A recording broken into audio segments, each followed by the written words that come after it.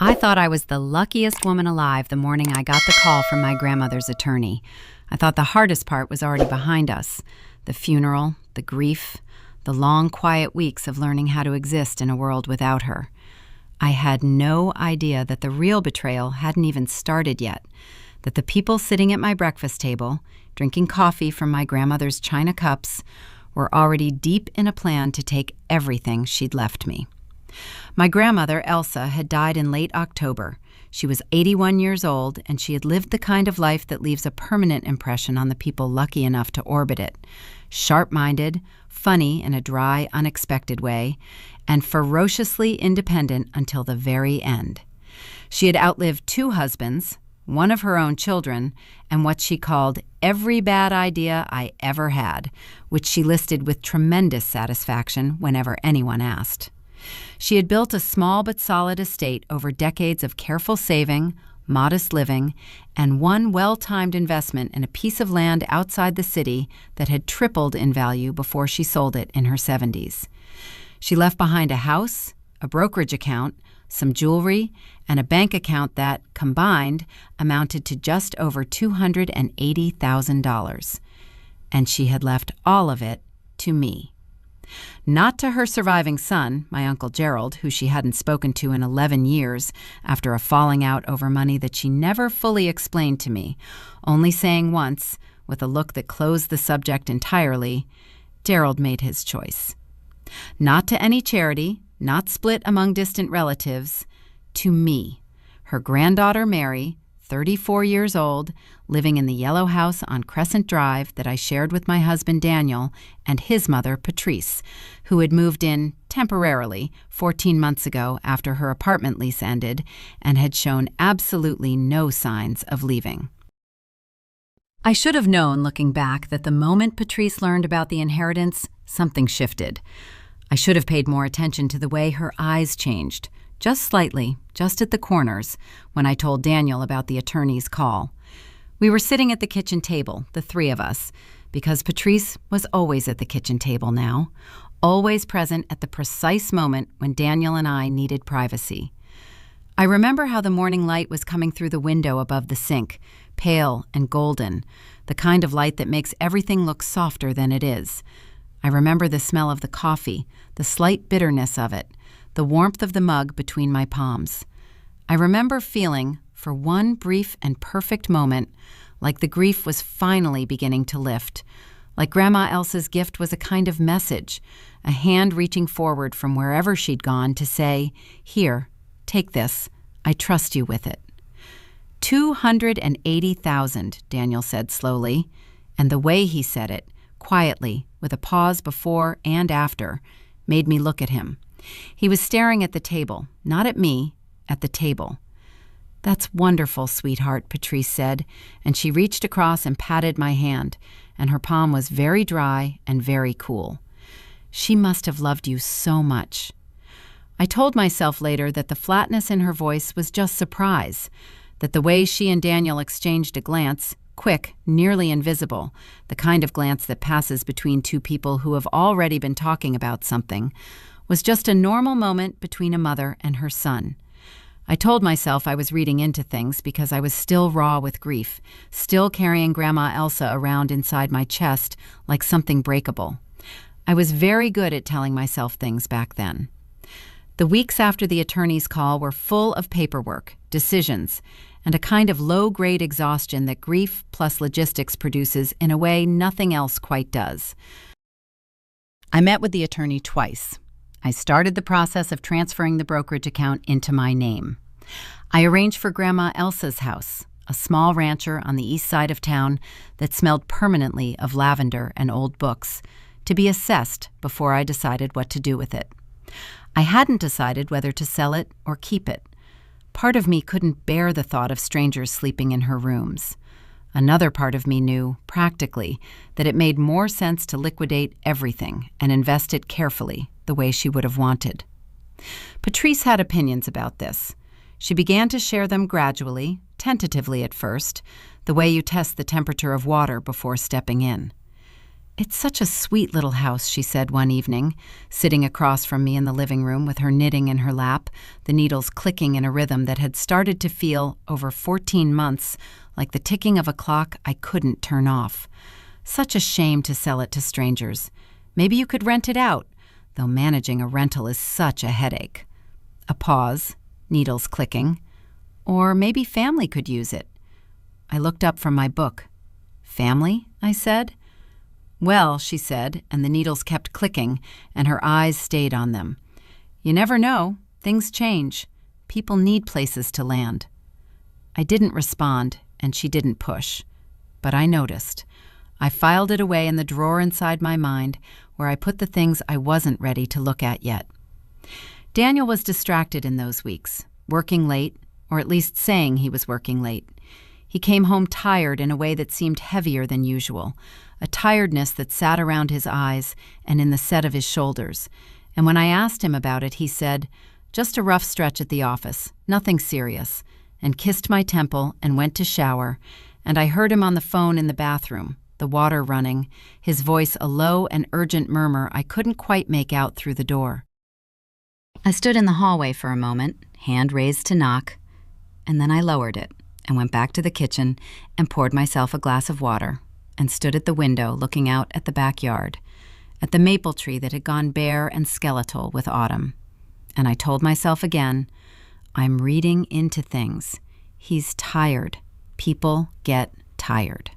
The first concrete warning sign came in early December, about 5 weeks after the attorney's call. I had come home from work earlier than expected. My afternoon meeting had been canceled, and I had a headache that was building behind my left eye with a quiet, relentless pressure. I let myself in through the side door, the one that opens directly into the kitchen, and I heard them. Patrice and Daniel.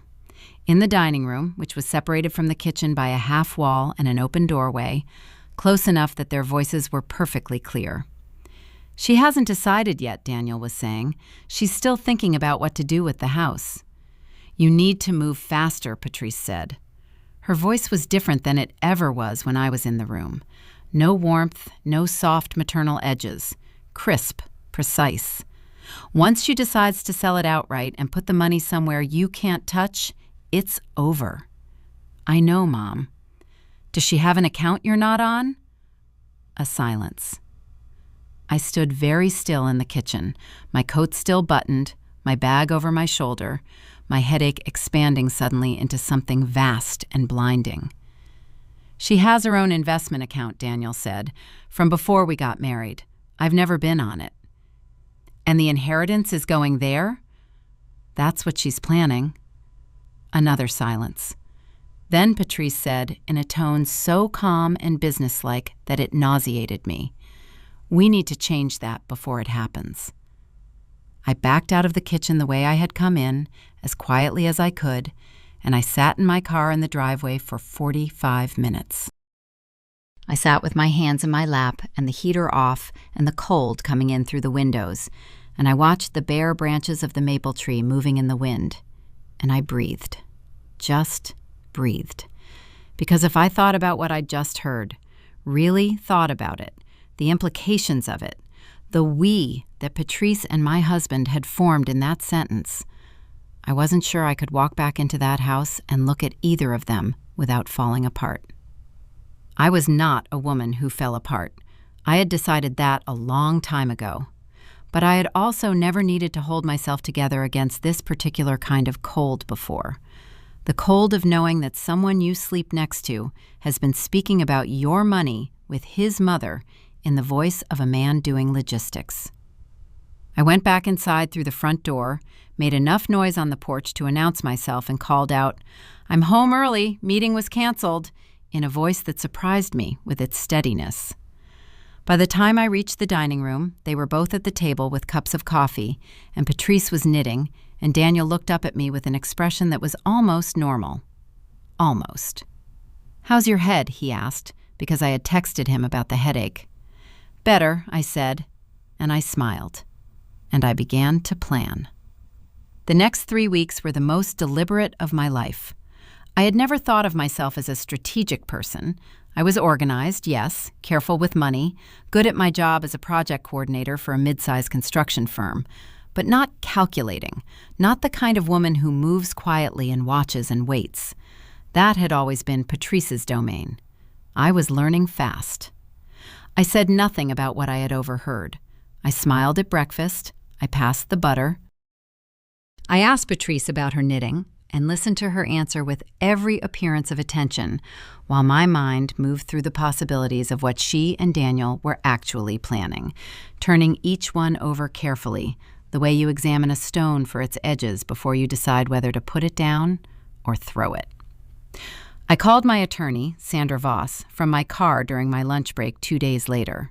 Sandra was a compact, direct woman in her 50s who had handled my grandmother's estate and who, I had come to understand, was one of the few people in the world who said exactly what she meant and meant exactly what she said. I told her, in a low and controlled voice, what I had heard through the kitchen wall, not dressing it up, not adding interpretation, just the words themselves. We need to change that before it happens. Sandra was quiet for a moment. Then she said, "Have you signed any joint account paperwork recently? Anything related to the estate transfer?" "No," I said. "Everything is going into my individual account, the one from before the marriage." "Keep it that way," she said. "Don't sign anything Daniel puts in front of you without calling me first. And Mary, I want you to start keeping records. Write down what you heard today with the date and time. If this escalates, documentation is everything." I sat in the parking lot of a sandwich shop and wrote the whole conversation down in the Notes app on my phone, including the timestamp and the exact phrasing Patrice had used. Once she decides to sell it outright and put the money somewhere you can't touch, it's over. I read it back twice. My hands were steady. I noticed that, the steadiness of my hands, and I filed it away alongside everything else. The inheritance had not yet fully transferred. The brokerage account was in process, expected to complete within the next 10 to 15 business days. Grandma Elsa's house was still being assessed. The bank account, approximately $64,000 in liquid savings, had transferred cleanly and was already sitting in my individual account, but the larger assets were still in a kind of legal transit, vulnerable in ways I was only beginning to understand. I had been moving slowly because I was grieving and because paperwork felt like an assault on something tender. I stopped moving slowly. I also called my father. He lived 4 hours away in a small house near the coast, retired, 70 years old, stubbornly healthy, and possessed of a calm, considered judgment that I had relied on my entire life. My parents had divorced when I was 12, and my father had always gotten along with Daniel well enough, with the careful, measured warmth of a man who trusts but observes. When I told him what was happening, he was quiet for a long time, long enough that I said, "Dad?" "I'm here," he said. "I'm thinking." Another pause. "Do you want me to come?" "Not yet," I said, "but maybe soon." "Okay," he said. "I'll be ready." And then, after a moment, "Your grandmother knew what she was doing giving it to you. She knew who would protect it." I had to sit with that for a minute before I could keep talking. The thing broke open on a Tuesday in early January, on a day that began with fog and ended with everything I thought I knew about my marriage lying in pieces on the dining room floor. I had come home at my normal time, a little past 6, and I could hear voices before I even got the key in the lock. Patrice's voice, and another one, a man's voice I didn't immediately recognize. I pushed the door open and stepped into the front hallway, and there, at the dining room table, sat Patrice, Daniel, and a man I had never seen before in my house. Heavy-set, mid-50s, with a briefcase open on the table and a stack of papers in front of him. They all turned to look at me. "Mary," Daniel said, and the guilt on his face was so immediate and so complete that it hit me like a physical thing, a wall of heat. "We were going to call you. We wanted to surprise you, Patrice said smoothly, already pivoting, already deploying the warm, reasonable voice she kept for public consumption. This is Martin Kellner. He's a financial advisor. We asked him over to talk about some options for the inheritance, ways to structure it so it works for the whole family. I stood in the doorway with my coat still on and my keys in my hand, and I looked at the stack of papers on the table. I looked at the briefcase. I looked at my husband, who was looking at the table. I looked at Patrice, who was looking at me, with a smile that was perfectly calibrated, warm enough to seem reasonable, steady enough to seem confident, and not quite reaching her eyes. The whole family, I repeated. We're all affected by these decisions, Patrice said. It only makes sense to look at this together, as a unit. Martin Kellner gave me a professional smile and slid one of the papers slightly toward the empty chair at the end of the table, the chair that was obviously meant for me. Mrs. Mary, I've been brought in to look at some options for maximizing the estate value through joint management structures. It's really quite straightforward. Whose idea was this? I said. I had not moved from the doorway. I had not taken off my coat. I kept my voice completely even, which took a concentrated internal effort that I could feel in my jaw and in the muscles of my shoulders. Daniel, was this your idea? Daniel opened his mouth. He closed it. He looked at his mother. That single look, that 4-second, helpless, reflexive look toward his mother, told me more than anything that had been said in that room. It was the look of a man who had made his choice so long ago, he didn't even know he was making it anymore. We discussed it together, Patrice said, answering for him with the ease of long practice. As a family. I'd like to look at these papers, I said. Martin Kellner seemed relieved. He spread them out a little. I walked to the table, and I stood, still coated, still holding my keys, and I read. It took me 4 minutes. My eyes moved down the pages with a kind of awful clarity, the words assembling themselves into a picture that was both worse and more specific than what I had feared. It was a joint trust structure, drafted to include Daniel as co-trustee with full co-management authority, which meant, in practical terms, that no major decision about the inherited assets could be made without his agreement, and that in certain defined circumstances, the assets could be liquidated by either trustee. There was a clause about family residential property that appeared to apply directly to my grandmother's house, and there was a signature line at the bottom with my name already typed beneath it. My name, already typed. When was this drafted? I said. Just recently, Martin Kellner said. It's preliminary, of course, subject to... When? I said again, looking at him directly, and something in my face made him stop performing. About 3 weeks ago, he said. 3 weeks ago, before they had said a single word to me, before this evening, which had been staged as a surprise, as a present, as something done for my benefit. 3 weeks ago, while I had been going to work and coming home and passing the butter at breakfast, they had been sitting with a financial advisor, drafting documents with my name on them. I put the papers back down on the table. I straightened the edges carefully, with the slightly obsessive neatness of someone who needs to do something with their hands. I picked up my keys. And then I looked at Daniel, not at Patrice, not at Martin Kellner, but at my husband, who was the only person in this room whose betrayal had the power to break me. And I said, very quietly, "You had my name put on a document before you spoke to me." He looked up from the table. For a moment he looked very young and very tired and almost like himself. "Mary, did you think I wouldn't read it?" I said. "Did you think I'd just sign it? I thought..." He stopped. He rubbed the back of his neck. "I thought once you saw the benefits..." "Get out of my house," I said to Martin Kellner. Not unkindly, simply factually. He began gathering his papers with the quick, practiced movements of a man who has found himself at the wrong dinner table before. "Mary," Patrice's voice shifted, the warmth dropping out of it, the real tone underneath surfacing for the first time, flat and direct as a blade. "This is not a personal attack. This is responsible financial planning. You're a young woman with no investment experience managing a significant sum of money, and a joint structure protects everyone." "Including you?" I said. Her jaw tightened. "We're family." "Stop saying that," I said. There was a silence in the room that had a texture to it, thick, held, like the moment before weather breaks. Martin Kellner snapped his briefcase shut. Nobody looked at him. He said a quiet goodbye that nobody acknowledged and let himself out.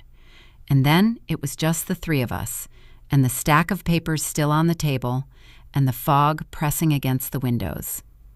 I had been waiting for 3 weeks for this moment, and now that it was here, I found that the anger I had expected, the hot, flooding rage that I had been careful to keep stored and sealed, had transformed into something else entirely, something colder and more useful. I felt clear. I felt the particular unnerving clarity of a woman who has been lied to, patiently, and has been patient right back, and who has run out of patience at exactly the right moment. "I spoke to Sandra Voss today," I said. It was not entirely true. I had spoken to Sandra 3 weeks ago.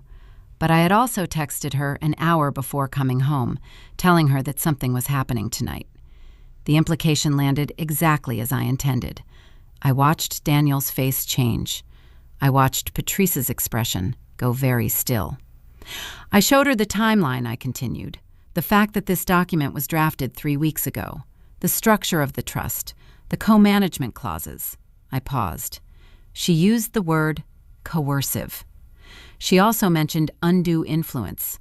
I'm not sure I know exactly what that means legally, but she seemed to think it was significant.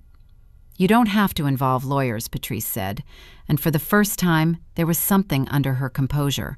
Not quite fear, but its cousin. Caution. Recalculation. "This is a family matter." "You involved a financial advisor without telling me," I said. "I involved my attorney. It seems proportionate." "Mary." Daniel's voice was low, careful, the voice of a man trying to diffuse something he helped build. Can we talk about this? Just us, not—" "I am talking," I said. "I'm talking about the fact that you sat in this house for 3 weeks with this document and said nothing. I'm talking about the conversation you had with your mother in this dining room." And here I watched Daniel go white, actually white, the blood leaving his face in a visible wave. "About what happens once I put the money somewhere you can't touch. I'm talking about the fact that your first response to my grandmother's death was to figure out how to access her savings." The silence that followed was the loudest thing I had ever heard. Patrice recovered first, because Patrice always recovered first. "You're being emotional," she said. "This is grief talking. You're not thinking clearly." "I'm thinking more clearly than I ever have," I said. "And I think you should go to bed, Patrice. I need to talk to my husband." She looked at Daniel. He didn't look back at her. That cost him something. I could see it cost him. But he did it, and I stored that away too. She left. Her footsteps went down the hallway to the guest room, and the door closed, and it was just Daniel and me in the dining room, with the cold fog at the windows and the papers still lying on the table between us. What he told me in the next 40 minutes was worse than what I had already known. It came out in pieces, not because he was lying, but because shame produces a particular kind of fractured honesty, information arriving in chunks, each one requiring a fresh effort to surface. The trust document had been Patrice's idea, but he had agreed to it within the first week after my grandmother's death. He had been the one to recommend Martin Kellner, who was an old acquaintance of Patrice's from her previous marriage. He had known about the meeting tonight and had not warned me because, and this was the part that sat in my chest like something swallowed wrong, because he had thought I would say no if I knew in advance, and he had hoped that seeing the documents in person, with the advisor present, would make it feel more inevitable. "You were going to pressure me into signing," I said. "I was going to ask you," he said. "In front of your mother and a stranger, with documents already drafted in my name?" I looked at him. "That's not asking, Daniel. That's cornering." He put his face in his hands. He said, into his palms, "I know." And then, "I know. I'm sorry. She gets into my head, and I can't. She makes it sound so reasonable, and I keep thinking, if I can just make everyone happy." "You can't make everyone happy by betraying your wife," I said. The words came out quiet and clean, and I did not take them back. He had no answer for that. He sat there with his face in his hands while I looked at the fog on the windows and made, in the space of about 90 seconds, a series of decisions that would define the next chapter of my life. I called my father that night from the bathroom with the door locked, my voice low, the shower running so the sound wouldn't carry. "Now," I said when he picked up. "I think now." He arrived the next morning before anyone else was awake, 4 hours of driving through early winter dark, with a bag over his shoulder and the same calm, watchful expression he had worn my entire life. He sat at my kitchen table, the same kitchen table where so much had already happened, and drank coffee, and I sat across from him and told him everything, and he listened without interrupting, which was one of the gifts he had always given me and which I had never been more grateful for. Then he said, "What do you need?" "I need you here when I talk to Patrice," I said. "I need a witness." He nodded. "All right." Patrice came out at 8:30 in her robe and stopped dead in the kitchen doorway when she saw my father. The calculation behind her eyes was visible, quick, like the shuffle of a card deck. She had never liked my father. He was, I think, one of the few people she had met who genuinely didn't care whether she liked him. "Jim," she said with a bright, careful smile. "What a surprise." "Patrice," my father said with perfect pleasantness, and did not get up. I told Patrice that morning, clearly and without drama, what was going to happen. The trust document would not be signed. The inheritance would remain in my individual account as my grandmother had intended. Sandra Voss was reviewing the timeline of events related to the drafted document and would be advising me on any further steps. And Patrice would be leaving the house by the end of the month. Patrice went through several modes in rapid succession. The wounded matriarch, after everything I've done for this family. The reasonable negotiator, I think if we all just calm down. The victim, I was only trying to help and now I'm being punished for caring. And finally, when none of these produced any visible effect on either me or my father, a very thin and very cold anger that was probably the truest version of her I had ever seen. "Daniel won't let you do this," she said. "It's my house," I said, "and it's my inheritance. Daniel doesn't have a vote on either of those." She looked at Daniel, who was standing in the kitchen doorway in yesterday's clothes, looking hollowed out and exhausted. For the last time in my presence, she looked to him to be the thing she'd always needed him to be, her proxy, her shield, her instrument. He looked back at her for a long moment, then he looked at me, and he said so quietly I almost missed it, "Mom, it's time to go." The sound Patrice made then was not a word. It was something older and rawer than language, the sound of a plan collapsing, of a structure that had been carefully built over years, simply ceasing to hold. She stood there for another few seconds, and then she turned and walked down the hallway to the guest room, and the door closed, and that was the last time the three of us were ever in the same room. The weeks that followed were not easy. Nothing about this kind of damage is easy, and anyone who tells you that the truth sets you free without also tearing something does not know what kind of truth they mean. Daniel and I went to counseling. We went separately first and then together, and the conversations we had there were some of the hardest and most necessary of my life. I do not know even now what the final shape of our marriage will be. I know that he loved me. I know that love and weakness can coexist in a person, and that coexistence does not make the weakness harmless. I know that I lost something. The particular ease, the baseline safety that I had carried into that marriage and that I will never quite carry again in the same way. The inheritance transferred fully in late January. Sandra Voss determined that the circumstances around the trust document did not rise to the level of a formal legal action, but she drafted a letter to Martin Kellner's firm that produced a swift and thorough response, and the advisor's connection to the situation was severed cleanly. Patrice moved into a rental apartment on the other side of the city. I have not seen her since. I sold my grandmother's house in March, not quickly, carefully, with attention, choosing the family who bought it after meeting them twice and deciding they were the kind of people Grandma Elsa would have approved of. A couple in their 30s with a small daughter who ran her hand along the living room wall and looked up with an expression of pure, uncomplicated delight.